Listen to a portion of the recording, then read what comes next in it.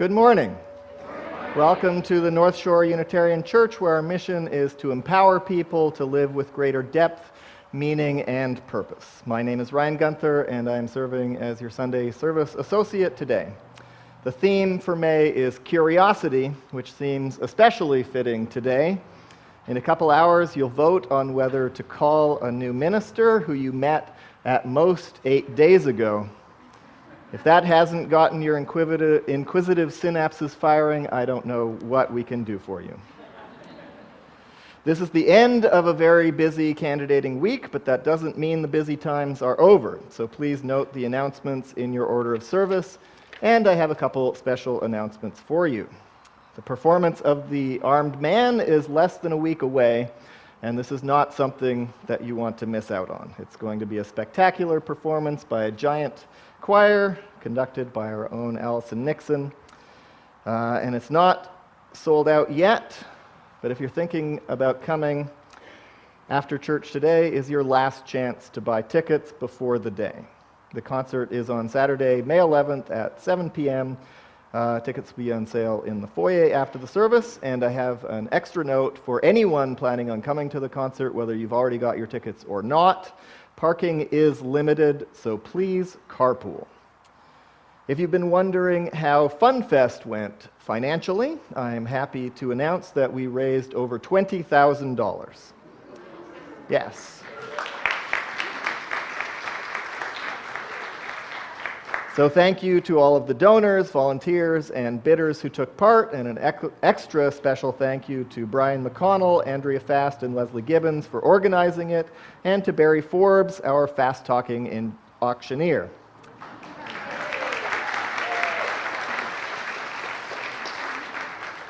If you haven't paid for your purchases yet, you can do that in the office today, in the offering basket, or via e-transfer. Just make sure that it is marked FunFest payment so that it doesn't get miscategorized. And if you couldn't be there this year, there are 11 unlimited attendance events that you can still get in on, and there is a list on the table in the foyer. I would like to give an extra welcome this morning to any newcomers or visitors who might be with us today. We are glad that you're here. If you'd like to learn more about our community, I'd encourage you to sign in on the iPad in the foyer.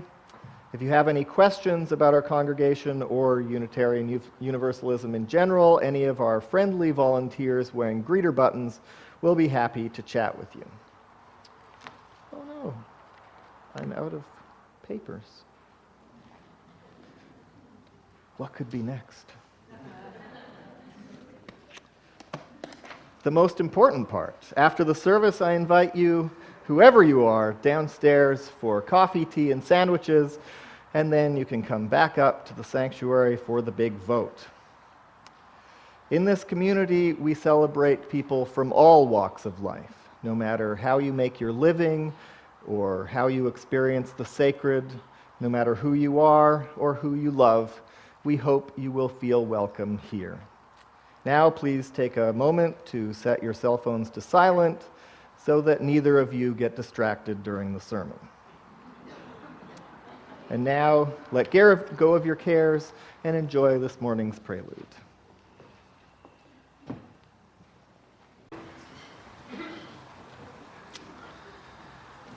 I'd like to open this morning with the words of David Abram from his book, Becoming Animal. The body is less a self-enclosed sack than a realm wherein the diverse textures and colors of the world meet up with one another. The body is a place where clouds and earthworms and guitars, clucking hens and clear-cut hillsides all converge, forging alliances, mergers, and metamorphoses, not a solid object, but a terrain through which things pass, and in which they sometimes settle and sediment. The body is hardly a closed and determinate entity, but rather a sensitive threshold through which the world experiences itself a traveling doorway through which sundry aspects of the earth are always flowing. Sometimes the world's textures move across this threshold unchanged. Sometimes they are transformed by the passage.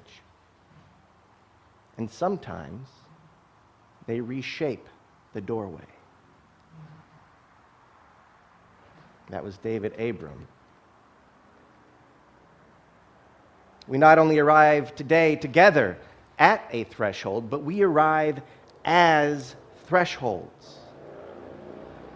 And in that, as a threshold, as thresholds, we can recognize our body and our spirit and the world as one,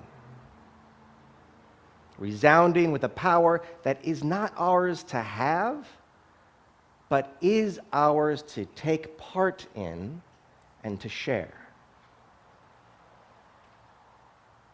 And so I invite you to share your voice, to rise in body or spirit, to celebrate this moment, this threshold, by singing Gather the Spirit, number 347, in your hardback hymnal.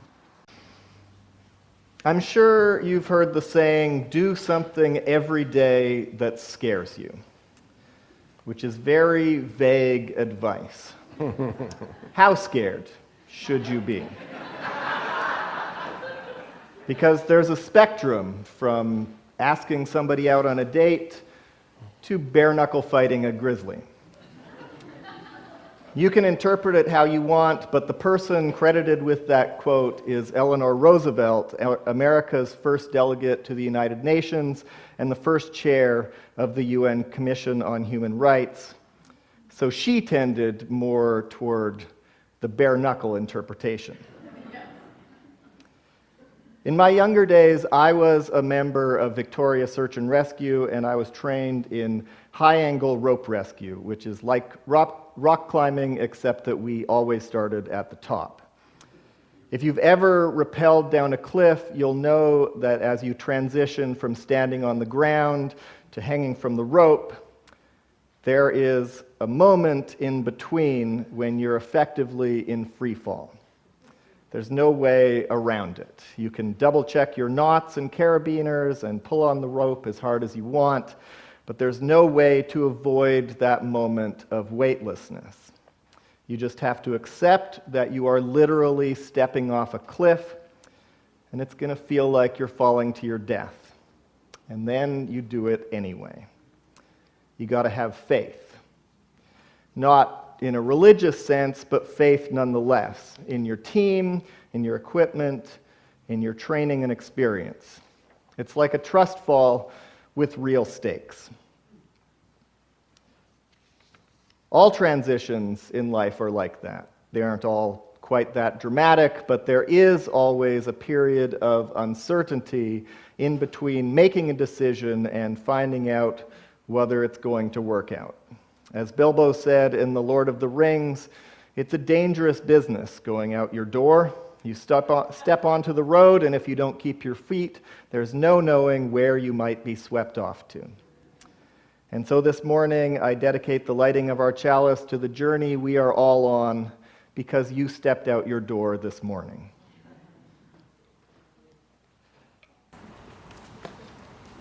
We kindle this flame as a symbol of our gathering. May the light of understanding illuminate our darkness. May the warmth of sharing bring us peace. Before we drop off into some reflection time, I want to let you all know how amazing this week has been for me and to thank you for it. I especially want to thank you and draw your attention to the search committee. And Bruce, Jim, Catherine, Leslie, Ryan, Sue, and Yetta, could you stand up just real quick? And hold your applause, because we're going to do a little something. Or don't.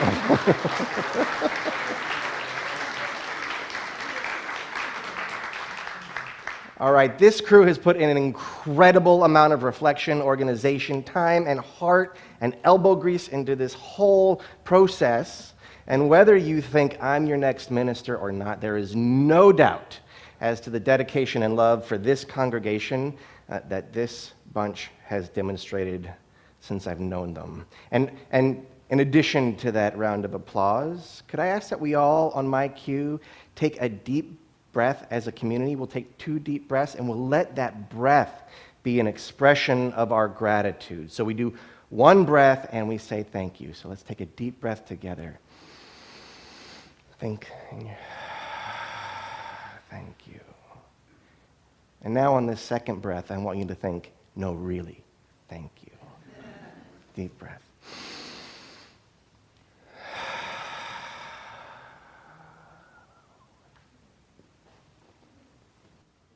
You could sit down. The truth is actually that you all deserve some gratitude, all of you. So thank you all for the extra time you put into this week, from volunteering to simply considering the future of North Shore Unitarian. So 1 more breath for all of us, for all of you, just to let that gratitude emanate from and through each one of you. A deep breath together for everyone here.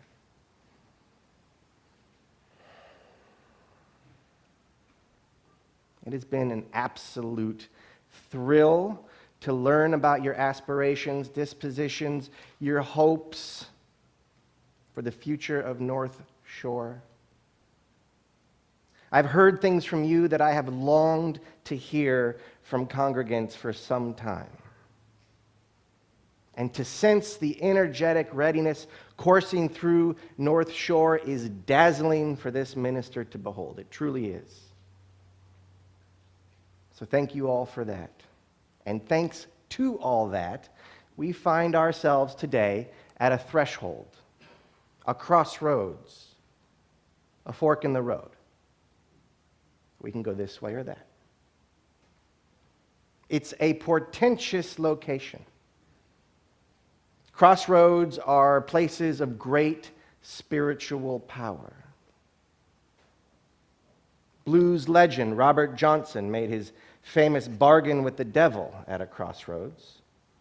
Though whether it was Lucifer or Legba is a matter of debate. In ancient Greece, temples to Hermes were often found at crossroads, and of course, Hermes was the divine messenger. We too are divine messengers. And this is an institution that courts divinity. Dawn and dusk are also thresholds. They're thresholds of light and shadow, and many indigenous and ancient traditions understand that the boundary between worlds is thin in the liminal hours. And that is where we are right now.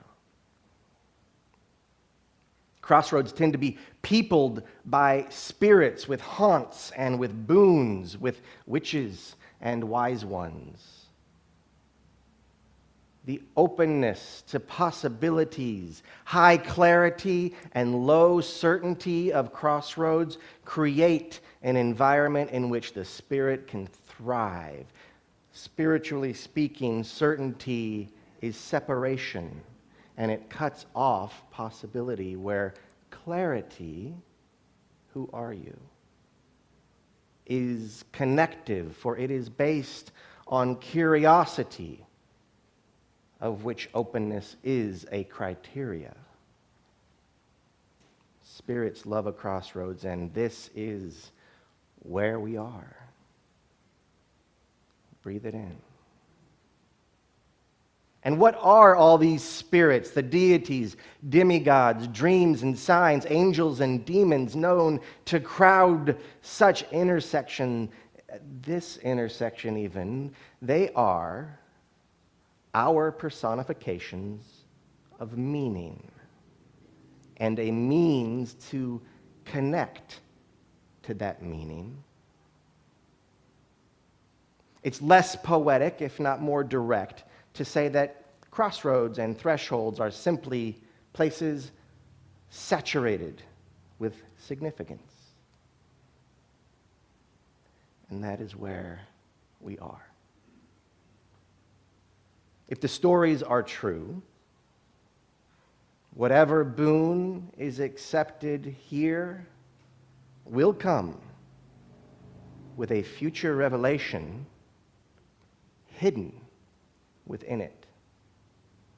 Hidden from our minds, but known in our bones, though only for now in our bones. That is to say, this is a place of intuition as well as insight. And clarity comes from the openness to both.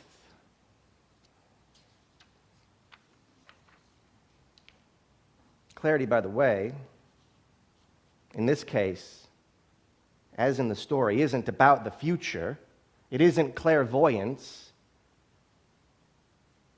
It's clarity about who we are. Who are you? Speaking of who we are, it might serve to recall that maybe it's not so much that we are at a threshold, but rather that we are thresholds.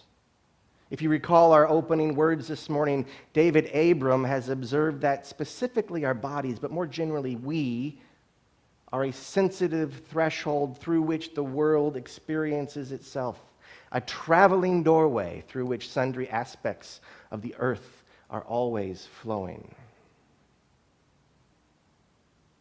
I encourage you to cultivate that sensation. I am of thee and you are of me. Perhaps then it is also true that we are crossroads walking.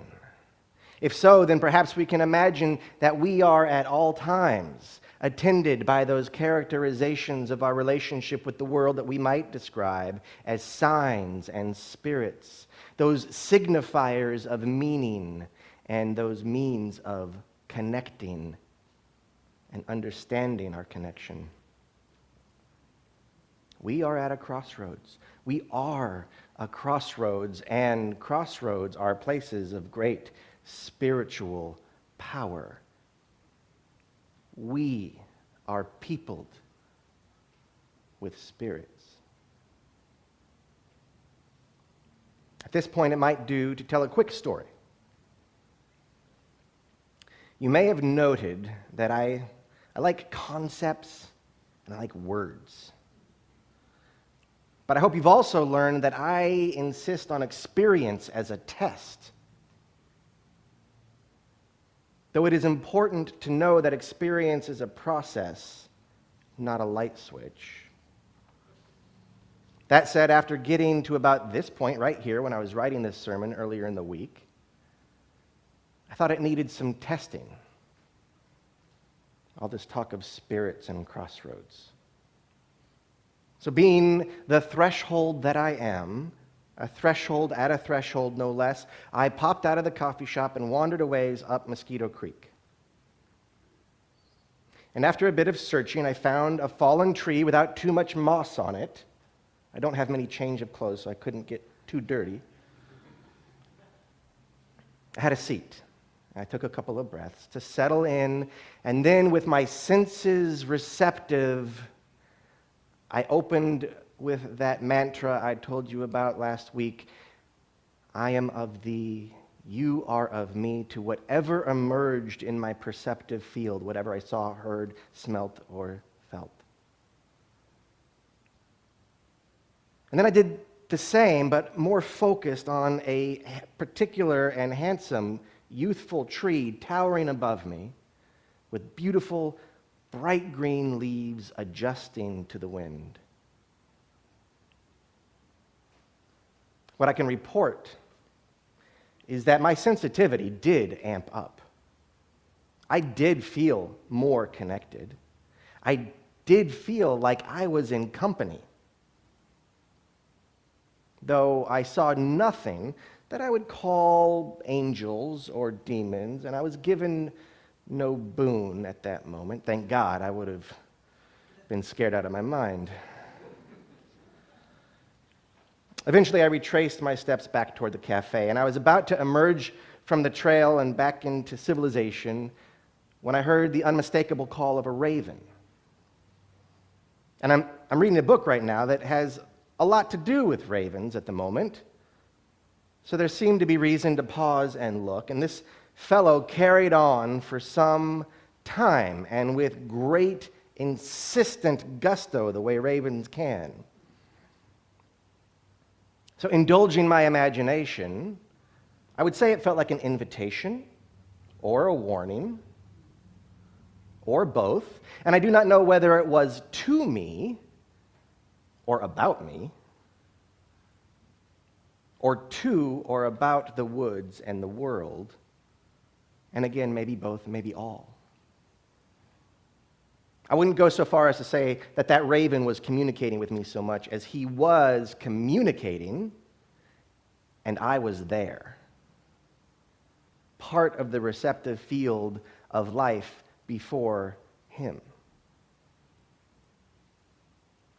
It would have been to miss something important if I hadn't paid attention. I knew that clearly. What he had to say seemed important, most certainly to him. Probably to me. Eventually he flew off over me and into the woods and was quiet. It occurred to me later that being on Squamish land, it might be interesting to see what the locals thought of this bird. Now, I'm obviously not Squamish, and neither are most of you, I assume. So this is not my story to own, but it is the story of the people who have been on this land for a long time, a people we might suppose who are far more integrated with the local characters than we are. So while not claiming this story, it might be something to which we might listen. And so my investigation was admittedly brief and digital, not personal, but perhaps it's a start. At any rate, I learned that raven is a symbol of knowledge and creativity, known as a catalyst for change. The raven is often misbehaving but never boring and brings necessary changes to the community.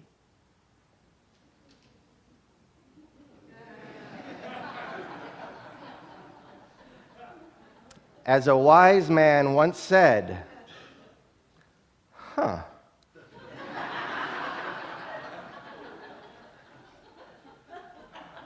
that sort of felt significant. It seemed something to do with this threshold. Keep in mind that as living, breathing thresholds, significance resounds at all times.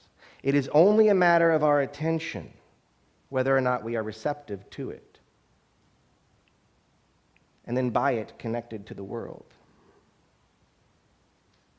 That even though we are thresholds dreaming all the time, when we approach a threshold or a crossroads that is more identified as outside of us, like the one we're at now, it is an invitation to pay special attention to the nexus of where and how our world and ourselves commingle.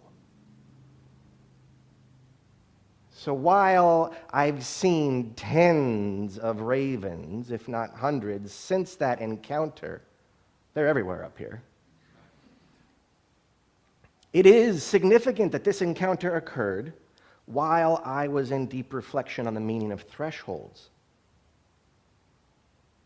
And since we are now at the threshold that inspired such reflections, I am not dismissing that raven. I'm hearing his presence and insistence as a reflection partner on the subject of ministry in the North Shore. And to be clear, I alone am not the raven.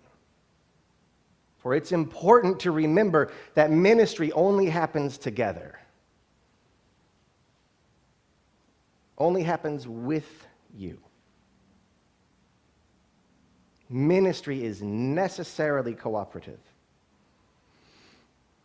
And the warning and invitation seems to be that the ministry that we might do together will be wise, creative, never boring, and a catalyst for change in the community. I don't know if that's what the raven's presence intended to communicate, but I do know that the synergistic accumulation of all the textures moving through my threshold has given me to understand exactly that. And if that is to be our ministry path together, wise, creative, catalyzing change, then I am in. We are thresholds at a threshold, crossroads at a crossroads. The question is, what's next? What's on the other side of the threshold? We cannot be certain. Or we can be, but then we would be wrong. Now, we can be clear mentally and emotionally and spiritually. We can know who we are. And I hope that you feel that I have been clear with you about who I am and how we might engage together. I am clear that our embraces have been heartfelt. I am clear about your commitment to this community and the tradition in which it stands. Our questions have been earnest and for the most part open. And I know and hope questions will continue to emerge. After all, we are Unitarian Universalists. We are curious. And I know that questions without commitment to community are self-serving. But the commitment I see here is beyond question. With curiosity and commitment, we will pass over this threshold as thresholds, open to the world, seeking connection through meaning, finding home in the world and the world in our hearts. Knowing who we are, encouraging one another to live with greater depth and meaning and purpose.